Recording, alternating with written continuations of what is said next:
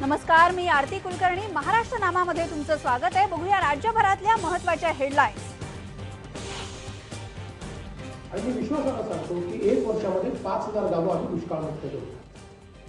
राज्यातली 5000 गावं दुष्काळमुक्त करणार. शाश्वत शेती विकासावर भर असल्याची मुख्यमंत्र्यांची घोषणा. अनावश्यक टोलमधून मुक्ती देण्याचाही सरकारचा विचार. नव्या पालकमंत्र्यांची आज झाली घोषणा. विनोद तावडे मुंबई उपनगर, सुभाष देसाई मुंबई शहर, तर एकनाथ शिंदे ठाण्याचे पालकमंत्री, गिरीश बापट पुणे, तर सांगली कोल्हापूरचे पालकमंत्री चंद्रकांत पाटील. पुढच्या वर्षीच्या कुंभमेळ्यासाठी पहिल्यांदाच मंत्र्यांची नियुक्ती. गिरीश महाजन कुंभमेळा मंत्री.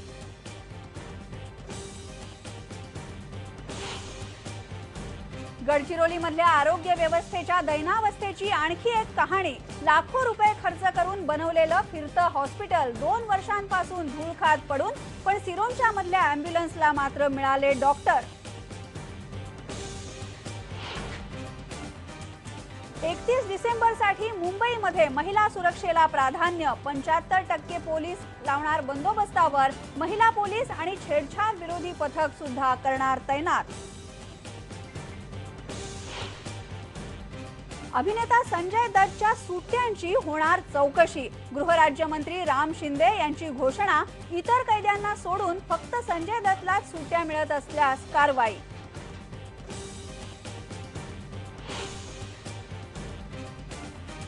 आणि माणुसकीचा धर्म जगणारे थोर समाजसेवक बाबा आमटेंच्या जन्मशताब्दी वर्षाची आज सांगता. विविध कार्यक्रमांचं आयोजन. महाराष्ट्र नामाच्या सुरुवातीला आपण बघणार आहोत मुख्यमंत्री देवेंद्र फडणवीस यांनी महत्त्वाच्या काही घोषणा केलेल्या आहेत आणि शेतीबद्दल सुद्धा त्यांनी काही महत्त्वाच्या घोषणा केल्यात. नुकसान भरपाईमुळे शेतकऱ्याला तात्पुरती मदत होते, त्यामुळे शाश्वत शेती विकासावर भर देण्यात येणार आहे आणि राज्यातली 5000 गावं दुष्काळमुक्त करण्यात येतील अशी घोषणा मुख्यमंत्री देवेंद्र फडणवीस यांनी केली आहे. राज्यातले 40 टोल नाके जे आहेत ते अनावश्यक आहेत. असे अनावश्यक टोल बंद करून लोकांची या त्रासातून सुटका करू असं आश्वासनही त्यांनी दिलंय. नाशिकमध्ये लोकमत बिझनेस आयकॉन अवॉर्ड सोहळ्यामध्ये त्यांनी अनेक धोरणांवर आपलं मत व्यक्त केलं. तसंच कुंभमेळ्यासाठी वेगळ्या मंत्र्यांची घोषणा केली. गिरीश महाजन हे पुढच्या वर्षीच्या कुंभमेळ्यासाठी कुंभमेळा मंत्री असणार आहेत. मुख्यमंत्री देवेंद्र फडणवीस यांनी या कार्यक्रमामध्ये काही महत्त्वाच्या घोषणा केल्या, त्यावर आपण एक नजर टाकूया. टोल नाक्यांचा महत्त्वाचा प्रश्न आहे. त्रास देणाऱ्या टोलमधून मुक्ती देऊ असं मुख्यमंत्री म्हणाले. 40 टोल नाके जे आहेत ते बंद करण्याचा विचार आहे. एलबीटी रद्द करून जीएसटी मधून राज्याचं होणारं तुटीचं उत्पन्न केंद्र सरकारकडून घेऊ असंही ते म्हणाले. ऑक्ट्रॉय आणि एलबीटीच्या माध्यमातून येणारे 14,000 कोटी रुपये केंद्र सरकारकडून काही महिन्यांच्या नंतर मिळणार आहेत. एका गृहनिर्माण प्रकल्पाच्या उभारणीची परवानगी 30 दिवसांवर आणण्याचाही प्रयत्न आहे. 2 लाख पोलीस कर्मचाऱ्यांच्या घरांचा प्रश्न त्वरित सोडवण्यात येणार आहे. बांधकाम परवानग्यांसाठी लागणारा कालावधी आणि प्रक्रिया सुलभ करण्याचा कायदा आम्ही आणू असंही मुख्यमंत्री म्हणाले. आधी हा विचार करायला पाहिजे, जर नाशिक सारखं महत्वाचं शहर आहे, कुंभमेळा नाहीच, इथे सगळ्या इकॉनॉमिक ऍक्टिव्हिटी सगळ्या एवढ्या होत असतात. मला असं वाटतं की थोडासा म्हणजे दूरदृष्टी जी आहे त्याची कमतरता कुठेतरी आहे. पण तरी देखील आता अधिकारी खूप जोमानं कामाला लागले आहेत. यास पहिल्यांदा आम्ही जे आपले गिरीश महाजन आहेत मंत्री, यांना कुंभमेळ्याचे मंत्री म्हणून डेझिग्नेट करतो की त्यांनी इथे बसून या कुंभमेळ्याच्या संदर्भात ज्या काही अडचणी आहेत दूर कराव्या. अजून 40 टोल्स आम्हाला असं वाटतं असे आहेत की जे आपल्याला बंद करता येण्यासारखे आहेत. अनावश्यक त्रास देणारे अशा प्रकारचे जे टोल आहेत ते आम्हाला संपवायचे आहेत. जे आवश्यक टोल आहे म्हणजे केंद्रीय योजनांमधून जे आले आहेत त्यात आता केंद्रही पुनर्विचार करत आहे. मुख्यमंत्र्यांनी टोल संदर्भात काही घोषणा केलेल्या आहेत. कुंभमेळ्यासाठी काय नियोजन सरकारचं आहे ते त्यांनी सांगितलंय. पण त्याचबरोबर राज्यातल्या शेतकऱ्यांसाठी महत्त्वाच्या घोषणाही मुख्यमंत्र्यांनी केलेल्या आहेत. आपण त्याही बघूया. शाश्वत शेती विकासावर भर द्यावा लागेल असं मुख्यमंत्र्यांनी सगळ्या नैसर्गिक संकटाच्या पार्श्वभूमीवर म्हटलेलं आहे. 5000 गावं एका वर्षामध्ये हाती घेणार आणि या गावांना दुष्काळमुक्त करू असं ते म्हणाले. हवामानावर आधारित पीक विमा योजना सुरू करणार आहे असंही त्यांनी सांगितलंय. जलसंपत्ती नियामक प्राधिकरणाच्या कायद्यानुसार संपूर्ण ऊसाची शेती सूक्ष्म सिंचनाखाली आणण्याचं कारखान्यांवर बंधन राहणार आहे.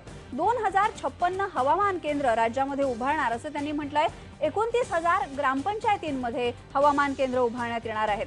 हवामान आधारित विम्याचा लाभ शेतकऱ्यांना मिळावा यासाठीही उपाय करण्यात येणार आहेत. राज्यातली 5,000 गावं दुष्काळ मुक्त करण्यात येतील. प्रादेशिक समतोल राखून 50% प्रकल्प पुढच्या 5 वर्षात तयार झाले पाहिजेत अशी योजना आम्ही आखतोय असंही मुख्यमंत्र्यांनी सांगितलं. मी विश्वासानं सांगतो की 1 वर्षामध्ये 5,000 गावं आम्ही दुष्काळमुक्त करू. दुसरी गोष्ट आम्ही अशी हातामध्ये घेतली आहे की जसं आपण उल्लेख केला की हे नुकसान मोजायचं कसं. आणि मग आता त्याचं मॉड्यूल तयार करणं आम्ही सुरू केलं की ज्याच्यामध्ये कापणीचे प्रयोग 1 लाखाच्या ऐवजी 2.5-3 लाखापर्यंत करायचे, पण कव्हरेज मात्र सॅटेलाइटच्या थ्रू पूर्ण करायचं की ज्या माध्यमातून कंप्लीट आपल्याला नुकसान जो आहे त्याचा अंदाज येईल. यानंतर बघूया राज्यामध्ये नव्या पालकमंत्र्यांची घोषणा अखेर झालेली आहे. आपण बघूया कोणत्या जिल्ह्याचे पालकमंत्री कोण असणार आहेत. मुंबई शहराचं पालकमंत्रीपद शिवसेनेकडे गेलंय. सुभाष देसाई पालकमंत्री असतील. मुंबई उपनगरासाठी विनोद तावडे पालकमंत्री असतील. ठाण्याचं पालकमंत्रीपद एकनाथ शिंदेकडे गेलंय.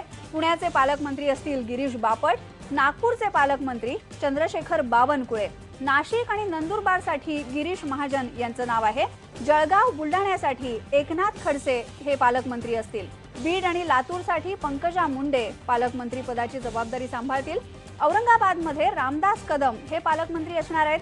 परभणी नांदेडसाठी दिवाकर रावतेंना पालकमंत्रीपद गेलंय आणि सांगली कोल्हापूरसाठी चंद्रकांत पाटील यांच्याकडे पालकमंत्रीपद देण्यात आलेलं आहे. वर्धा आणि चंद्रपूर मध्ये सुधीर मुनगंटीवार हे पालकमंत्री असतील.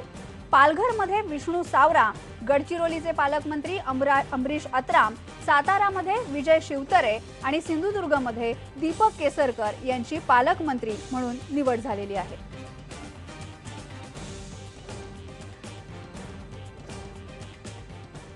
आणि यानंतर बघूया गडचिरोली मधल्या सिरोंचा मध्ये आरोग्य व्यवस्थेची कशी दैना झालेली आहे हे आम्ही तुम्हाला कालपासून दाखवतो आहोत.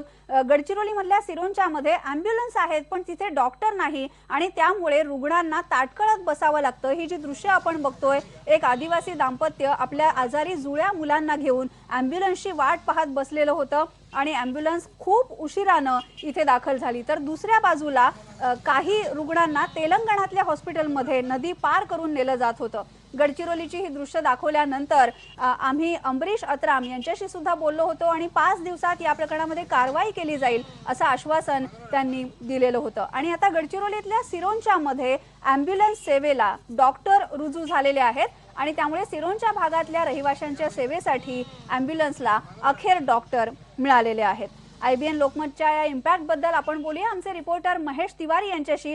महेश, आपण कालपासून दाखवतो आहोत, खरं तर गेले 2-3 महिने आपण या बातम्यांचा पाठपुरावा करतोय. अँब्युलन्स नसतात, हॉस्पिटलमध्ये जर रुग्णाला न्यायचं झालं तर सायकलच्या आधारे न्यावं लागतं. आहेत त्या अँब्युलन्स पूर्णपणे धुळखात पडून आहेत.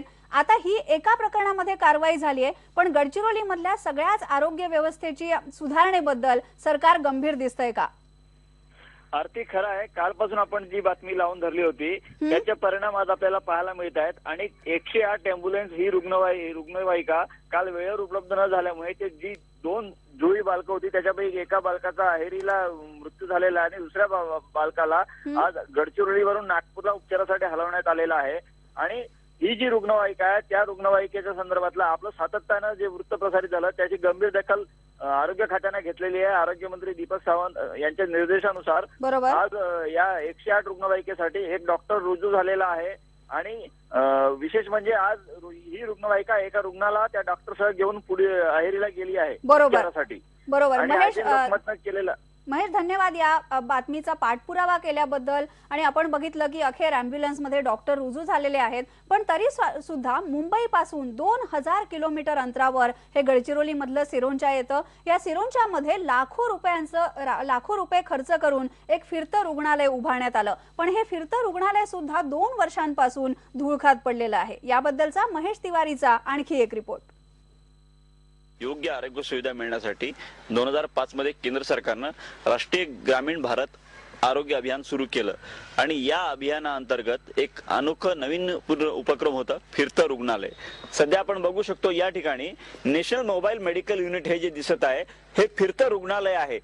यामध्ये या 2 वाहनं देण्यात आलेली आहे. ही एक मोठी बस आहे आणि ही एक टाटा सुमो आहे. यामध्ये एक महिला MBBS वैद्यकीय अधिकारी, स्टाफ नर्स आणि इतर प्रकारचे असे 6 लोकांचा स्टाफ अभिप्रेत आहे. आणि यामध्ये कसं आहे की आदिवासी भागात ज्या ठिकाणी योग्य आरोग्य सुविधा पोहोचू शकत नाही, तातडीची गरज आहे, साथीचे आजार असतील, या सगळ्या ठिकाणी हे वाहनं जाऊन त्या ठिकाणी रुग्णांवर उपचार करतील किंवा त्याला इथं जिल्हा रुग्णालयात उपचारासाठी आणतील. या वाहनांमध्ये आपण बघू शकतो कशा पद्धतीने किती चांगलं वाहन आहे. मात्र याचा वापर 2 वर्षापासून इथं झालेला नाही. हे वाहन इथंच पडून आहे आणि या ठिकाणी जर आपण बघितलं तर 60 ते 70 लाखाच्या वर गुंतवणूक यात झालेली आहे. आणि हे एवढं मोठं नॅशनल मोबाईल मेडिकल युनिट आहे, याच्यामध्ये वातानुकूलित यंत्र बसवण्यात आलेलं आहे. विशेषतः दुर्गम भागात ज्या ठिकाणी रुग्ण पोहोचू शकत नाही उपचारासाठी, त्या गावामध्ये जायचं आणि रुग्णाला तिथं तातडीने उपचार पुरवायचे. आपण बघू शकतो एक चांगलं स्ट्रेचर आहे आणि अत्यंत सुसज्जित असं हे मोबाईल मेडिकल युनिट आहे.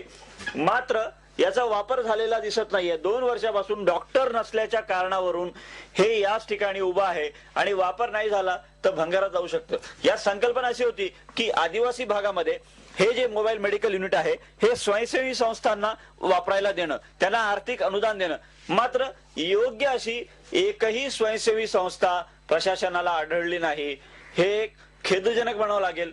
स्वयंसेवी संस्था नसेल तर सरकारनं मानधनावर अशा प्रकारच्या फिरतं रुग्णालय वापरणं आवश्यक आहे. मात्र सरकारकडे डॉक्टर नाही, नर्स नाही अशी कारणं दिली जात आहेत. परिणामी हे जे वाहन आहे आज याची किंमत आपण बघितली 50 लाखापेक्षा वर आहे आणि आदिवासी भागासाठी एक चांगला उपक्रम ठरू शकते. याचा जर योग्य वापर झाला, ज्या भागात मलेरिया आहे आणि गॅस्ट्रो आहे, कुपोषण आहे, बालमृत्यू आहे, साथीचे आजार असतात, अशा भागांमध्ये खूप चांगला फायदा होऊ शकतो. मात्र सरकारची मानसिकता नाही. परिणामी आज ज्या ठिकाणी रुग्णवाहिका नसल्यामुळे 2 सायकलींना जोडून रुग्णवाहिका तयार करून न्यावं लागते. हे आम्ही दाखवलेल्या वारंवार अभियान लोकवाच्या माध्यमातून आज परत सरकारची ही चांगली संकल्पना जी होती फिरतं रुग्णालय, ही आता फसण्याच्या मार्गावर आहे किंवा फसलेली योजना आहे असं आपण म्हणू शकतो.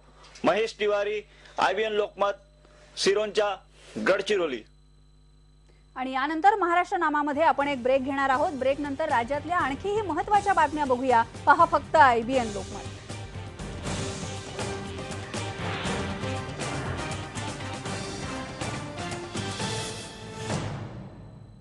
ब्रेक नंतर बघूया. अभिनेता संजय दत्त सध्या फर्लोच्या सुट्टीवर आहे. इतर कैद्यांना सुट्टी न देता फक्त संजय दत्तला सुट्टी मिळत असेल तर या प्रकरणाची चौकशी करू आणि त्यामध्ये जर कोणी दोषी आढळलं तर त्यावर कायदेशीर कारवाई करू, असं गृहराज्यमंत्री राम शिंदे यांनी म्हटलेलं आहे. संजय दत्तला परत आपण जे सोडतो आहे, परंतु त्यांनी अर्ज केला, त्या अर्जावर त्या पोलीस डिपार्टमेंटच्या आमच्या कनिष्ठ अधिकाऱ्यांनी त्याच्यावर निर्णय केलेला आहे. परंतु एकदा आरोप सिद्ध झाल्याच्या नंतर सजा भोगत असताना जर अशा प्रकारे कोणी अर्ज केला असेल आणि त्याला डावलून संजय दत्तला जर त्यांनी परवानगी दिली असेल तर त्या दुसऱ्या व्यक्तीला का दिली नाही, या संदर्भामध्ये आता गृह खात्याच्या मार्फत संदर्भीय परिस्थितीनुसार चौकशी करू. परंतु अशा प्रकारचा अन्याय करणं हे योग्य नाही. यानंतर बघूया. 31 डिसेंबरसाठी मुंबईमध्ये महिला सुरक्षेला प्राधान्य देण्यात येणार आहे असं मुंबई पोलिसांनी म्हटलंय. जवळपास 75% पोलीस बंदोबस्तासाठी तैनात असणार आहेत. अनेक ठिकाणी महिला पोलीस सामान्य वेशामध्ये महिलांची छेडछाड करणाऱ्यांवर करडी नजर ठेवतील. गर्दीच्या ठिकाणी बंदोबस्तावर महिला पोलीस असतील. तसंच Juhu Chowpatty, marine lines, gateway of India यासारख्या ठिकाणी सुद्धा बंदोबस्त आणखी कडक ठेवण्यात येणार आहे. महिला छेडछाड विरोधी पथकं सुद्धा तैनात असतील. महापालिकेच्या सोबत चर्चा करून पोलिसांची प्रशासकीय यंत्रणा बंदोबस्तासाठी सज्ज झाली आहे. यानंतर महाराष्ट्र नामामध्ये एक ब्रेक घेऊया. पहा फक्त IBN लोकमत.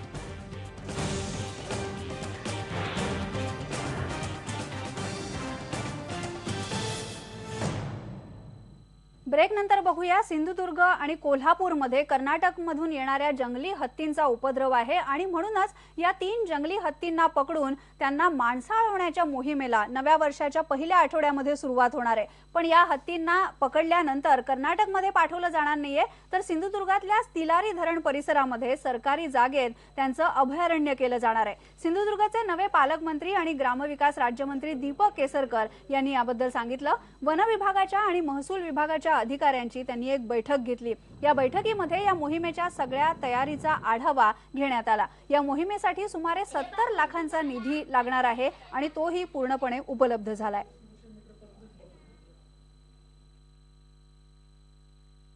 कर्नाटकामधले त्यांचे जे हत्ती आहेत, ट्रेंड हत्ती, ते मिळाल्यानंतर ही एखाद्या आठवड्यामध्ये मोहीम सुरू होईल। परंतु ही मोहीम करत असतानाच त्या हत्तींना कुठे सोडायचा हा सुद्धा प्रश्न आहे। म्हणून तिलारीचे जे बॅकवॉटर्स आहेत त्याच्यामधली गावं ही विस्थापित झालेली होती, तिथं आता कोणीही राहत नाही। तर ही एरिया हत्तींच्या अभयारण्यासाठी राखीव केलेली आहे। परंतु हे करत असताना आजूबाजूच्या गावांना कुठलाही त्याच्यापासून त्रास होऊ नये म्हणून तिथे ट्रेंचेस, वॉल्स बांधणं वगैरे याच्या संदर्भात मी सूचना दिल्यात की हे प्रस्ताव तुम्ही ताबडतोब आणा। आपण बघितलं नव्या वर्षामध्ये ही हत्तींना पकडण्याची मोहीम सिंधुदुर्ग आणि कोल्हापूरमध्ये होणार आहे आणि वन विभागाला यासाठी जय्यत तयारी करावी लागणार आहे। यानंतर महाराष्ट्र नामामध्ये आपण इथेच थांबूया। पहा फक्त IBN लोकमत।